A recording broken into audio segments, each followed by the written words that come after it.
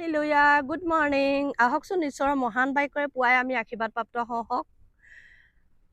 আমাৰ শুভবাৰ্তা 1 কৰিন্থিয়াত লিখা আছে প্ৰেমৰ উৎকৃষ্টতা। যদিও মই মানুহৰ বা স্বৰ্গদূতৰ ভাষাৰে কথা কওঁ, তথাপি মোৰ প্ৰেম নাথাকিলে মই কেৱল বাজি থকা কাঁহ বা বাদ্য কৰি থকা তালস্বৰূপ হৈছোঁ। আৰু যদি মই ভাৱবাণী পাওঁ, সকলো নিগূঢ় তত্ত্ব আৰু সকলো বিদ্যা জানো, আৰু পৰ্বত আঁতৰাব পৰা মোৰ যদি এনে বিশ্বাসো থাকে, তথাপি মোৰ প্ৰেম নাথাকিলে মই একো নহওঁ। আৰু দৰিদ্ৰক খুৱাবলৈ যদি মোৰ সৰ্বস্ব ব্যয় কৰোঁ আৰু পুৰি ভস্ম হ'বলৈ মোৰ শৰীৰকো শোধাই দিওঁ, তথাপি মোৰ প্ৰেম নাথাকিলে তাত মোৰ একো লাভ নাই। প্ৰেমে অনেক দিন সহে, মৰম কৰে। প্ৰেমে ঈৰ্ষা নকৰে। প্ৰেমে আত্মগৌৰৱ নকৰে, অহংকাৰো নকৰে, অশিষ্টাচৰণ নকৰে, নিজৰ লাভ নিবিচাৰে, ক্ৰোধত উত্তেজিত নহয়, অপকাৰ গণনা নকৰে, অধাৰ্মিকতাত আনন্দ নকৰি সত্যত আনন্দ কৰে, সকলো কথাতে সহন কৰে, সকলোতে বিশ্বাস কৰে, সকলোতে আশা কৰে, সকলোকে সৰু কৰে।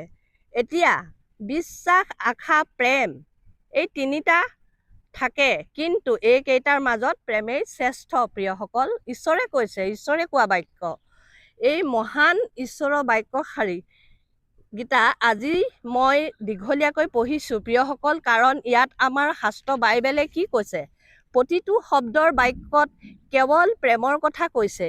সেই প্ৰেম কোনো মানুহৰ যিটো ডেকা গাভৰুৰ প্ৰেম, পতি পত্নীৰ প্ৰেম, সেই প্ৰেমৰ কথা নহয় প্ৰিয়সকল। ঈশ্বৰে যি প্ৰেমৰ কথা কৈছে সেয়া হৈছে আমাৰ মানৱ জাতিৰ দৈনন্দিন জীৱনত প্ৰতিটো মুহূৰ্তৰ, প্ৰতিটো সময়ত, প্ৰতিটো কামত আমাৰ প্ৰেম লাগিব। পতি পত্নীৰো প্ৰেম লাগিব, নালাগিব বুলি কোৱা নাই, কিন্তু তেওঁক বুজাইছে যে সমাজত, পৃথিৱীত সকলোতকৈ প্ৰেমক সৰ্বশ্ৰেষ্ঠ ভাষাৰে আমালৈ জ্ঞানৰ আকাৰে কৈ গৈছিল।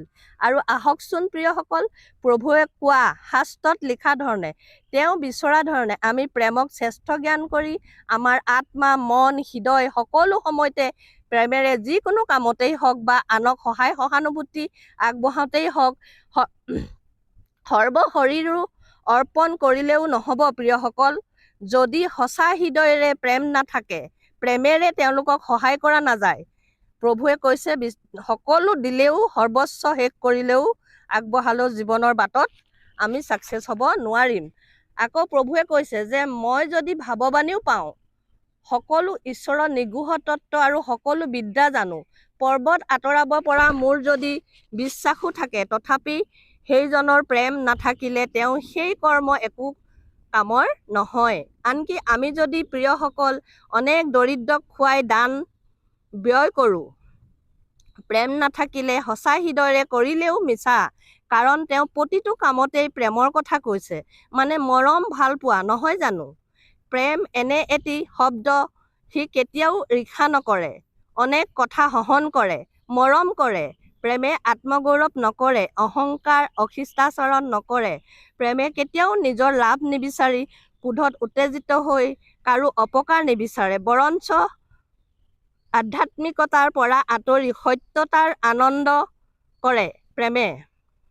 গতিকে প্ৰিয়সকল, প্ৰেম কেতিয়াও লুপ্ত নহয়। বাইবেলে কৈছে, আজি আমাৰ প্ৰচাৰকসকলে কোনোবাই ভাৱবাণী কৈছে, সেয়াও এদিন লুপ্ত হ'ব। পৰভাষা কৈছে, সেয়াও লুপ্ত হ'ব এদিন, কিয়নো ঈশ্বৰে আমাক জ্ঞান দিছে আমাৰ এটা বয়সলৈকেহে। আজি ময়ো ঈশ্বৰৰ বাক্য কৈছোঁ, আজি মোৰ বয়স আছে বা মোৰ শৰীৰত শক্তি আছে, সেইকাৰণে ক'ব পাৰিছোঁ ঈশ্বৰে জ্ঞান দিছে, কিন্তু এটা দিনত ময়ো বুঢ়া হ'ম, ময়ো বুঢ়ী হ'ম, সেয়া লুপ্ত হ'ব, কিন্তু প্ৰেম লুপ্ত নহয় প্ৰিয়সকল। শেষত পুনৰ প্ৰভুৱে কৈছে বাইবেলত, প্ৰিয়সকল, বিশ্বাস, আশা এই তিনিটা থাকে মানুহৰ জীৱনত, যদিও এইকেইটাৰ মাজত ঈশ্বৰে প্ৰেমেই শ্ৰেষ্ঠ বুলি কৈছে। গতিকেলৈ আহকচোন আমি প্ৰেমেৰে চলোঁ। প্ৰেমক যেনেকৈ ঈশ্বৰে সকলোতকৈ সৰ্বশ্ৰেষ্ঠ বুলি কৈছে, এই বাইবেলে কৈছে, গতিকেলৈ আমি প্ৰেমক সকলোতকৈ প্ৰাধান্য দিওঁ, প্ৰেমেৰে সকলোৰে লগত মিলিজুলি থাকোঁ, প্ৰেমক আগস্থান দি আমাৰ জীৱন যাত্ৰাত আগবাঢ়ি যাওঁ পুৱাই। হয় প্ৰিয়সকল, আহক এটি চমু প্ৰাৰ্থনাৰে ঈশ্বৰৰ ওচৰত মূৰ দুৱাওঁ।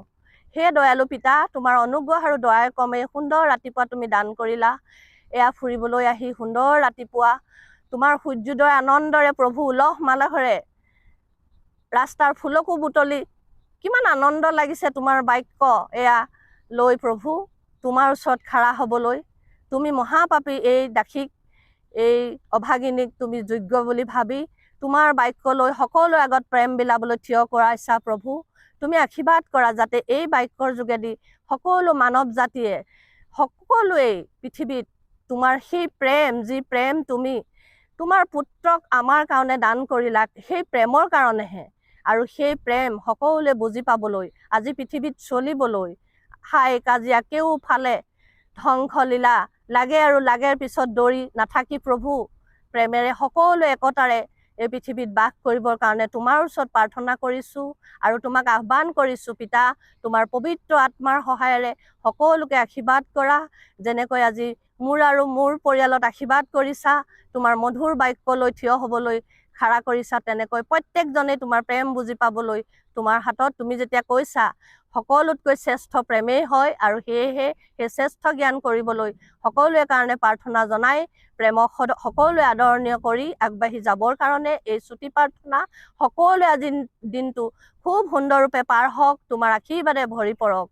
মই বিশ্বাস কৰিছোঁ এই প্ৰাৰ্থনা তুমি শুনিলা গ্ৰহণ কৰিলা উত্তৰ দিলা ধন্যবাদেৰে তোমাৰ প্ৰিয় পুত্ৰ আমাৰ প্ৰিয় প্ৰভু নাচতীয়া যীশু নামত খুজিলোঁ আমেন। ধন্যবাদ।